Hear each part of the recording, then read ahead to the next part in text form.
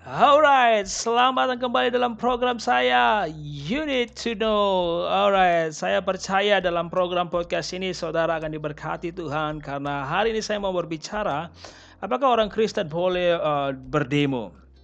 Nah, kalau saudara penasaran, pastikan saudara melihat video ini sampai habis. Oke, saya percaya ini akan memberkati saudara. Oke, saudara, tanpa menghabiskan waktu yang lama, hari ini saya mau berbicara berkenaan dengan situasi yang sekarang ini, melihat banyak orang banyak demo di mana-mana karena penolakan, dengan, Omnibus Law, di mana, pemerintah kita khususnya anggota dewan kita membuat suatu keputusan, membuat suatu undang-undang mengenai Omnibus Law. Nah, saudara, saya tidak mau berbicara detail mengenai Omnibus Law-nya, tapi saya mau lebih, detail mengenai bagaimana sih pandangan, Alkitab, kekristenan mengenai demo atau menyampaikan aspirasi atau bersikap sebagai warga negara yang baik. Nah, hari ini kita akan belajar dalam mengenai firman Tuhan. Nah, saudara, oke, mari kita buka dulu dalam Titus pasal 2 ayat 9 sampai 10.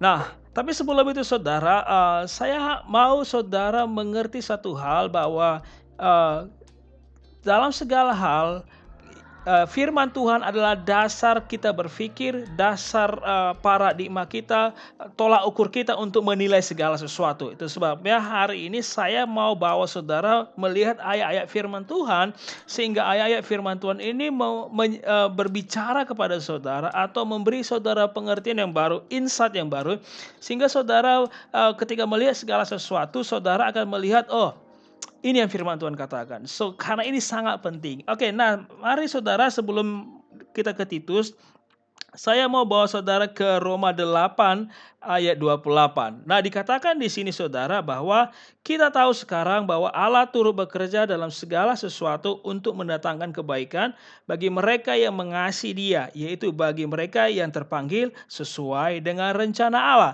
Nah, saudara harus mengerti bahwa segala sesuatu ini Tuhan masih pegang kendali. Bahkan dikatakan tadi di sini bahwa Allah turut bekerja dalam segala sesuatu untuk mendatangkan kebaikan. Nah, apapun yang pemerintah putuskan, baik itu merugikan, mungkin saudara berpikir ini merugikan masyarakat banyak, bahkan mungkin merugikan kekristenan. Saudara harus tahu firman Tuhan juga mengatakan, tidak sehelai rambut kita akan jatuh tanpa seizin Tuhan. Jadi dalam segala sesuatu, baik hal yang sepele, Tuhan masih pegang kendali. Itu sebabnya hari ini saya mau membawa saudara pada kebenaran firman Tuhan yang akan memerdekakan saudara. Oke? Nah, sekarang kita kembali lagi dalam Titus pasal 2 tadi. Oke, saudara, kalau saudara ada kitab, saudara bisa buka. Oke, saya tunjukkan. Nah, dikatakan di sini, hamba-hamba hendaklah taat kepada tuannya dalam segala hal dan berkenan kepada mereka, jangan membantah.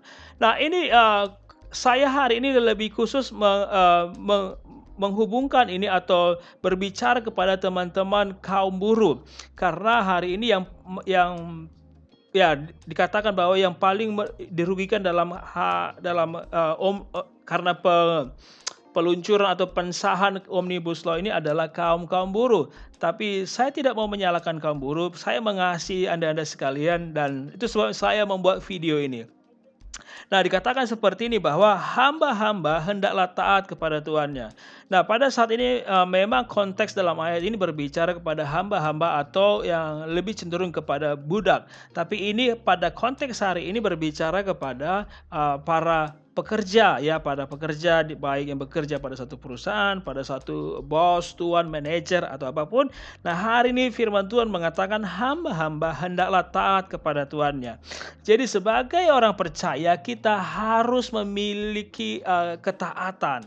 Nah, saudara, nah untuk lebih jelasnya lagi nanti saya akan membuat video-video berikutnya mengenai lebih detail lagi mengenai bahas ini. Tapi saya mau berbicara apa yang firman Tuhan katakan secara general pada saat ini. Nah, dikatakan bahwa hamba-hamba hendaklah taat kepada tuannya dalam segala hal. Ya, artinya kita harus taat.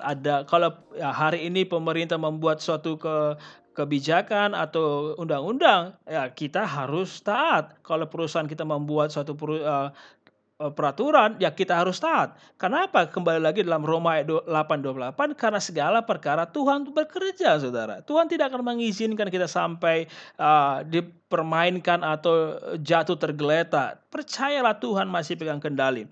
Dan dikatakan di sini, dan berkenan kepada mereka. Nah, ini yang sering kita lupa sebagai pekerja.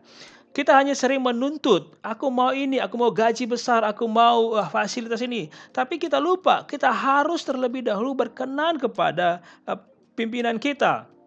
Ingat Yusuf, dia bahkan seorang tahanan, bahkan sebelum menjadi tahanan, waktu dia menjadi pelayan, hamba di rumah Potifar, dia berkenan di hadapan Potifar, dan dia dipercayakan menguasai atau mengatur semua yang ada di rumah Potifar. Dan kemudian saat dia masuk penjara, dia berkenan, bahkan dia seorang narapidana diangkat menjadi pengatur penjara itu, karena dia berkenan.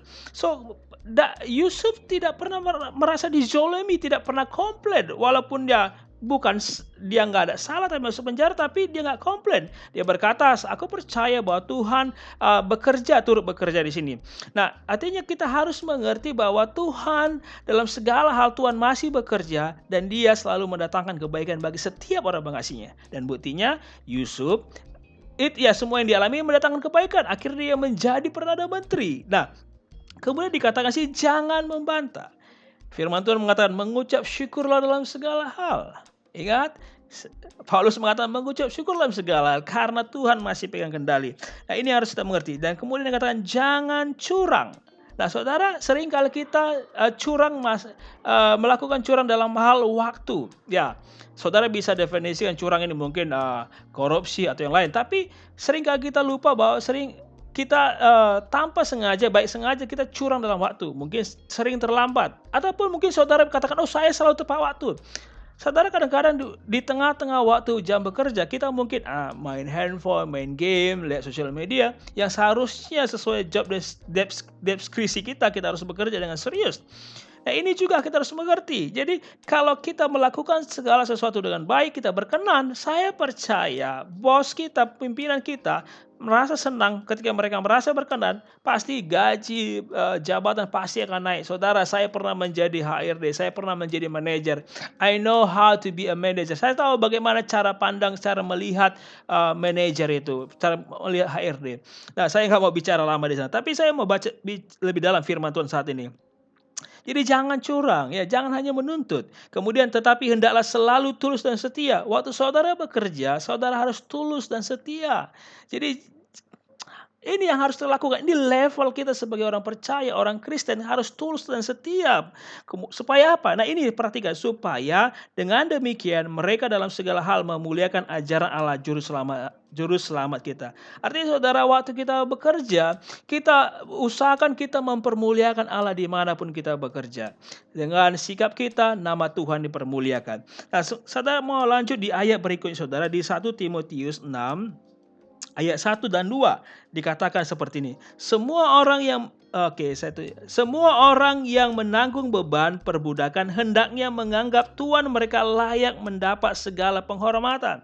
Nah, saudara, kita harus mengerti bahwa bos atau manajer kita, mereka layak untuk mendapat penghormatan. Nah, harus mengerti ini yang Tuhan mau, ya. Kita harus mengerti ini. Kemudian dikatakan bahwa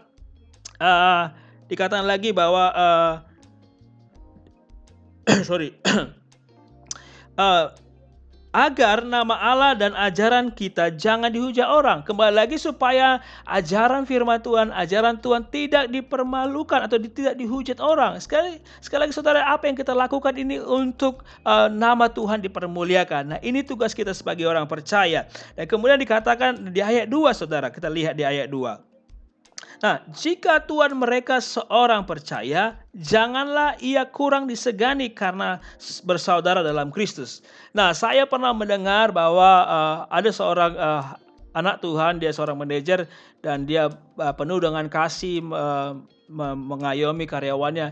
Tapi justru karena sesama Kristen, sesama orang percaya, justru karyawan itu justru berlaku yang tidak baik. Mereka berkata, percuma orang Kristen, seharusnya penuh dengan kasih. Tapi saudara, jangan manfaatkan itu. Jadi justru dikatakan apa di sini? Melainkan hendaklah ia dilayani mereka dengan lebih baik lagi, ya. Karena Tuhan yang Karena dikatakan Tuhan yang menerima berkat pelayanan mereka ialah saudara yang percaya dan yang kekasih. Nah, jadi saudara, karena ini saudara seiman kita. Nah, jadi ingat bahwa ini yang harus kita lakukan, mengerti saudara, dan saya percaya ini akan memberkati saudara. Dan kemudian saudara, kita lihat kembali dalam Efesus 6 Efesus 6 ayat 5 dan sampai 8. Nah, saudara perhatikan Efesus Efesus pasal 6 ayat 5 sampai 8. Nah, saudara perhatikan gini, hai hamba-hamba, hai para pekerja, hai para buruh, taatilah Tuhanmu yang di dunia ini dengan takut dan gentar. Perhatikan, dengan takut dan gentar. Kemudian dikatakan, dengan tulus hati, sama seperti kamu taat kepada Kristus. Jadi saudara perhatikan ini.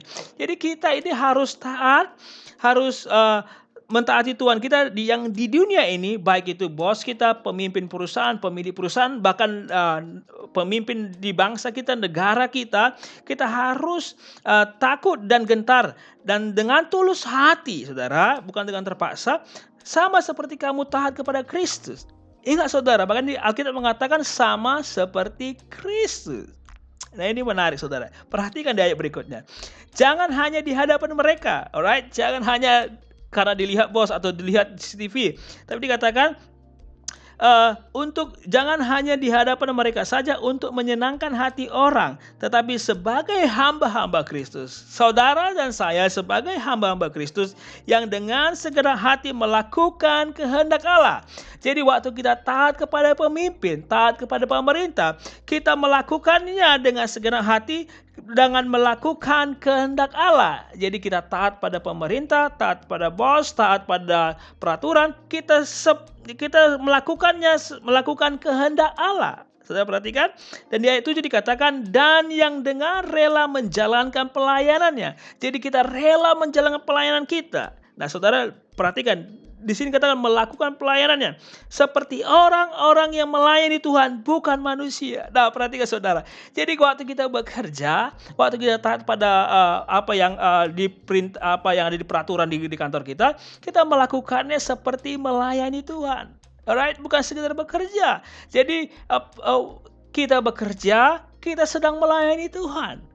You see this? Jadi saudara lihat ini. Nah, ini luar biasa kebenaran firman Tuhan hari ini. Saya percaya saudara diberkati.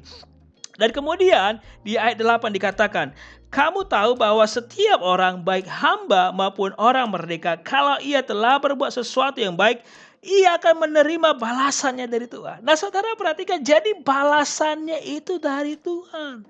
Memang benar saudara mendapatkan gaji waktu saudara bekerja. Tapi saudara, yang kita kejar bukan hanya gaji. Kita harus menjadi berkat di tengah-tengah pekerjaan kita. Kita mempermuliakan Allah.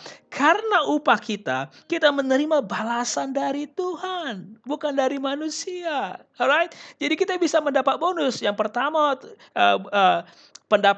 pendapatan yang utama kita adalah mendapat dari Tuhan, menerima balasan dari Tuhan. Kemudian bonusnya kita mendapatkan gaji. Alright, saudara.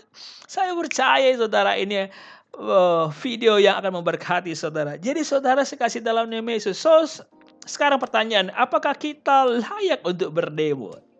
Saudara, kalau saudara melihat tadi di Roma 8:28, kalau memang Tuhan turut bekerja dalam segala perkara untuk mendatangkan kebaikan, so untuk apa kita demo? Karena Tuhan kita masih pegang kendali. Dan kalaupun saudara tidak senang, serahkan sama Tuhan. Daripada saudara sibuk berdemo di terik matahari, di tengah keramaian, bahkan ada kekacauan, ada bentrok dengan aparat, dengan yang lain. Saudara, daripada sibuk saudara, bagus saudara berlutut di hadapan Tuhan. Berdoa, Tuhan di dalam nama Yesus Tuhan, saya percaya semua berdatangkan kebaikan. Dan Tuhan akan memberikan balasan kepada kita. Dan ingat saudara, bahkan di Yakobus katakan, doa orang benar besar kuasanya. Bahkan dikatakan saudara di dalam Yakobus itu, bahkan seperti doa Elia yang bisa menghentikan hujan selama 3,5 tahun. Saya percaya saudara orang yang dibenarkan. Saudara adalah orang benar. Firman Tuhan mengatakan kalau kita sudah menerima Yesus sebagai juru selamat, kita sudah dibenarkan dan doa kita berkuasa. Saudara, mari kita melakukan sesuatu yang jauh lebih berdampak, yaitu dengan doa, mengucap syukur, ketahui kebenaran firman Tuhan ini. Saudara, kalau saudara diberkati dengan video ini, saudara please share video ini kepada teman-teman saudara, kepada orang-orang lain di sosial media saudara, supaya ini mencerahkan, memberkati orang, supaya Tuhan mengubahkan hidup orang-orang lain. Dan saudara, saya tidak pro pemerintah atau anti demo. Saya tidak di pihak manapun, tapi saya ada di pihak Tuhan yang mau memberitakan kebenaran firman Tuhan, bahwa Tuhan masih pegang kendali, Tuhan masih bekerja dalam segala perkara untuk mendatangkan bagi kebaikan saudara, orang yang mengasihi saudara. God bless you. Tuhan Yesus memberkati. Jangan lupa subscribe channel ini, karena saya ada banyak video akan share kepada saya kebenaran firman Tuhan, apa yang harus dilakukan di tengah-tengah situasi ini, khususnya di tengah pandemi ini. Saya percaya saudara berkati. Tuhan Yesus memberkati. God bless you.